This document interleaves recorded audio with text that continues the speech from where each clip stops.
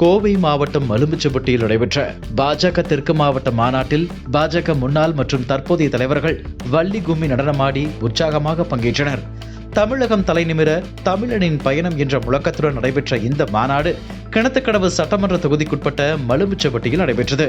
இதில் பாஜக மாநில தலைவர் நயினார் நாகேந்திரன், முன்னாள் மாநில தலைவர் அண்ணாமலை, மேலிட பொறுப்பாளர் அரவிந்த் மேனன் உள்ளிட்ட முக்கிய நிர்வாகிகள் கலந்து கொண்டனர். நிகழ்ச்சியின் போது வள்ளி கும்மி நடனத்திற்கு ஏற்பாடு செய்யப்பட்டிருந்தது. குழந்தைகள் முதல் பெரியவர்கள் வரை சுமார் 1000க்கும் மேற்பட்டோர் வள்ளி கும்மி நடனத்தில் கலந்து கொண்டு நிகழ்வை உற்சாகப்படுத்தினர். அப்போது பாஜக அதிமுக தலைவர்களின் பெயர்கள் இடம்பெற்ற பாடலுக்கு அனைவரும் இணைந்து நடனமாடிய நிலையில் உற்சாகம் உச்சத்தை எட்டியது. இதனைத் தொடர்ந்து அண்ணாமலை, நயினார் நாகேந்திரன், அரவிந்த் மேனன், ஏபி முருகானந்தம் உள்ளிட்ட பாஜக தலைவர்கள் மேடையிலேயே வள்ளி கும்மி நடனமாடி தொண்டர்களை உற்சாகப்படுத்தினர். நிகழ்ச்சியில் பங்கேற்ற தொண்டர்கள் மற்றும் பொதுமக்கள் இதனை உற்சாகமாக வரவேற்று ஆரவாரம் செய்தனர்.